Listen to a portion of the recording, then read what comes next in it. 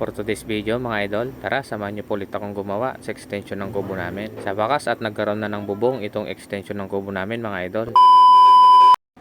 Narito po pala kami ngayon sa aming munting bahay. Dito po kami natulog mga idol. Iniwan muna namin yung pwesto namin ng ilang araw. Total weekdays naman, walang masyadong customer. Weekend kasi ang medyo marami ang customer doon mga idol. Pupunta po pala tayo sa pwesto ngayon para magpakain ng mga naiwan nating mga alaga. At isasabay ko na rin po pala yung panganay ko dahil may aasikasuhin siya sa school. Babalik rin agad tayo dito sa bahay mga idol para tapusin yung extension ng kubo natin. Yan po pala yung alaga namin dito sa pwesto mga idol, si Chuchay. NBSP po yan mga idol, no boyfriend since birth.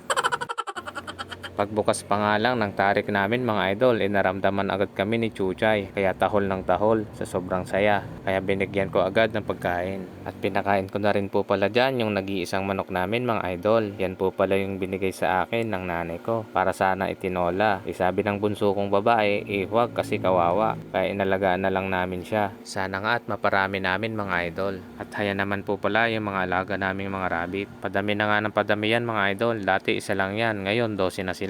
Tapos bagong panganak pa yung isa at 5 yung anak. 1 month old na rin po sila mga idol. Sabi ko nga kay Mrs. ibenta na yung mga iba para mabawasan. Ayaw naman niya dahil nare-relax daw siya kapag nakikita. Sa bagay, ako rin natutuwa kapag nakikita sila mga idol. Bago nga ako umuwi mga idol ay dumaan muna ako sa talipapa para mamili ng malulutong ulam para sa tanghalian mga idol. Sitaw, talong at patula lang yan mga idol. Tamang tama po yan sa isda na tira namin kagabi. Napakasarap naman talaga i-partner ang gulay at isda mga idol. Pagdating ko nga sa bahay mga idol ay gising na rin pala si Mrs. at yung bunso ko. Sabi ni Mrs. sa kubo na daw kami magkape. Tamang tama para habang nagkakape mapag-isipan at madiskartehan ko yung gagawin kong hook o sabitan ng extension ng kubo ko para mas lalong matibay. Sa di kalayuan nga mga idol ay agad kami nakita ni Cardo. Nakakatuwa talaga itong alaga ng nanay ko. Tuwang-tuwa siya kapag nakikita kaming parating. At pagdating nga namin sa kubo mga idol ay naabutan namin yung napakasipag kong nanay. Kakatapos lang pala niya magdilig ng mga gulay niyang pananim. Nagwano nga muna kami at niyaya ko nga siyang magkape. Sabi niya itapos na daw siya magkape. At ayan nga po yung project natin na extension sa kubo mga idol. Malapit na rin yan matapos. At agad ko na rin sinetap yung super kalan ko dyan mga idol dahil kaping-kapi na kami ni Mrs. At ready ko lang din yung pangmalakasan kong lamesa at yung upuan mga idol. Huwag nyo na po pala pansinin yung mga upuan naming walang sandalan. Talagang literal na upuan. Bawal upuan ng manginginom.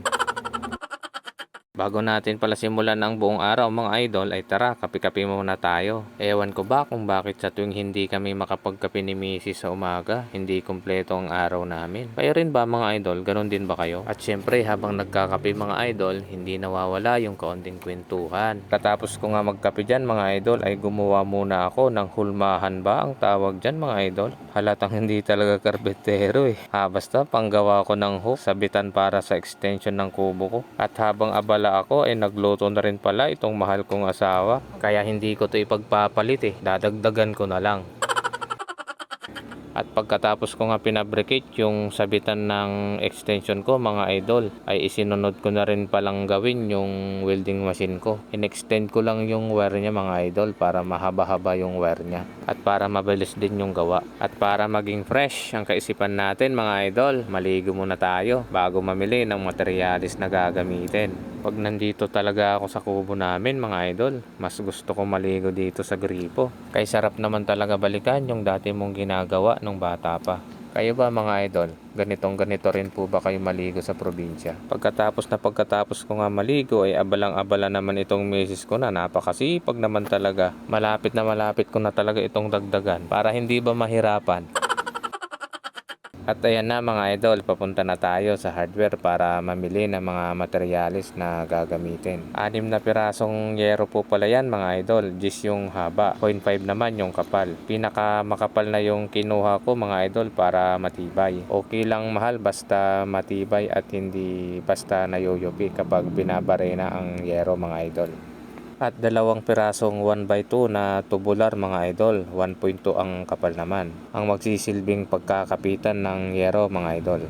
425 po pala ang isang yero at 364 naman ang 1x2 na square tube ang bili ko mga idol. Kaya dalawang 1x2 na square tube ang binili ko mga idol kasi may tira pa ako sa bahay. Pagdudugtungin ko na lang gamit ang welding machine ko.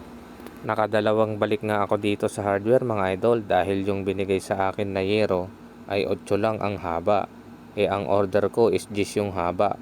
Pagkatapos kong buhatin sa kubo at pabalik dito sa hardware ay may inis ka naman talaga. Dahil sa pagkakamali ay grabe yung pagod. Pero inisip ko na lang si Manong na nagkakarga ng materyales. Hirap na hirap at mag-isa lang siya kaya sobrang pagod din niya. Inisip ko na lang normal lang naman sa tao yung magkamali. Kaya intindihin ko na lamang siya.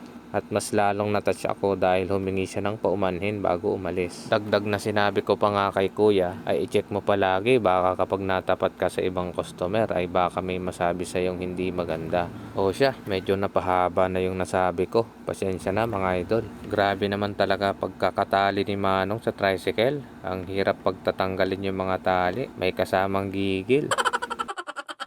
Buhatan mode na tayo mga idol. Unahin ko muna itong yero dahil mas mabigat. Mabuti nga ngayon at medyo malapit na yung iwanan ng tricycle mga idol.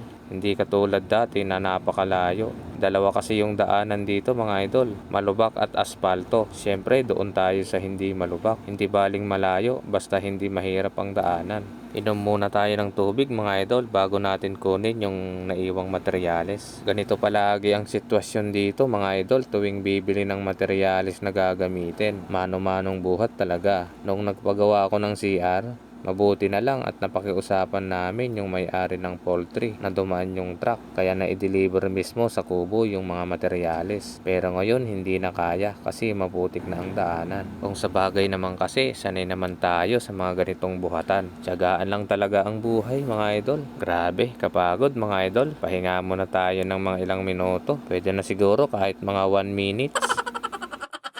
At pagkatapos ko nga dyan magpahinga mga idol, bigla akong nagutom kaya kain muna tayo mga idol. Pag physical talaga na trabaho mga idol, mabilis magutom. Nakadalawang cup of rice yata ako dyan mga idol. Paano ba naman kasi, ang sarap naman talaga kumain kapag nakakamay. At pagkatapos ko magpababa ng kinain mga idol, ay agad ko na rin ni-ready yung lahat ng kakailanganin ko. Para mamaya, cutting ng bakal at welding na lang ang gagawin ko. At para tuloy-tuloy na rin ang mga gawa natin. Sakto costume na rin po pala ako dyan mga idol para save tayo ng kaunti. Pinutol-putol ko po pala muna yung 1x2 na square tube mga idol. Yan na yung kakabitan ng yero natin. At isinunod ko na ring winelding yung hook na ginawa ko. Yung hook na ginawa ko mga idol is 9mm na bakal tapos binaluktot ko lang ng pabilog. Yan po yung magsisilbing sasalo sa extension ko para mas lalong tumibay. Tinesting ko nga yung tibay mga idol kung aalog ba at kung matibay ba yung gawa natin. Pwedeng pwede na mga idol.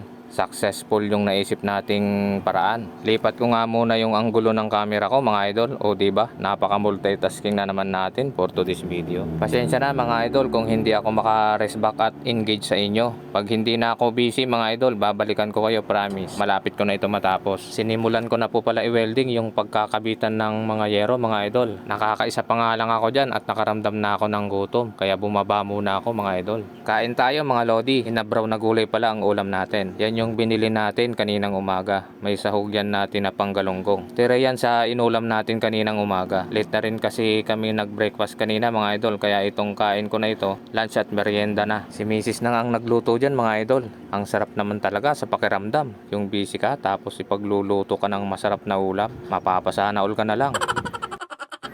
O siya, tama na daldalan. Back to reality na tayo mga idol para matapos na to. Na-welding ko na pala lahat ng paglalagyan ng yero dyan mga idol. Sa wakas at makakapagbubong na tayo. Ipoporma muna natin yung yero mga idol bago natin i-barena. Size ng text screw pala na gamit ko mga idol, yung dos yung haba. Ito rin yung nagustuhan ko sa text screw mga idol kesa yung sa plomo. Na nakapag binaon mo yung plomo na pako sa kahoy, nako sira yung plomo at yero mga idol. Kapag text screw, gamit ang barena ay talaga namang apaka-smooth bunutin o ibaon ng hindi nayuyupi ang yero mga idol. Kaya mas advisable ang text screw gamitin. Itong yero po na binili ko mga idol ay 0.5 ang kapal. May kamahalan siya pero mas sulit naman talaga. At ang isang nagustuhan ko dito mga idol, kapag inapakan mo hindi basta-basta na yuyupi. Ayan nga at nakikipagsabayan din si Mrs. magtambak ng lupa. Ayaw na ayaw niya talaga yung nasasapawan. Akala niya naman yung trabaho pakyawan.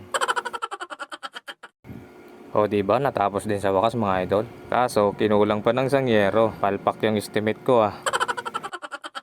Hindi bali, may bukas pa naman. At kailangan ko pa pala ng isang plain sheet dito mga idol. Ilalagay ko dun sa dugtungan para pag malakas ang ulan, hindi umanggi. Ay sa wakas, malapit na din matapos. Bago tayo magpahinga, iligpitin muna natin yung mga ginamit natin. Ayaw talaga magpaawat itong misis ko. Napakasipag. Akala mo may aagaw ng trabaho niya. Shoutout po pala sa lahat ng nanonood at nag-share ng mga videos ko. Maraming salamat po sa walang sawang suporta mga idol. I love you all. So yun lang po muna ang ganap sa munting kubo namin mga idol. See you po ulit sa next vlog ko mga idol. God bless you all.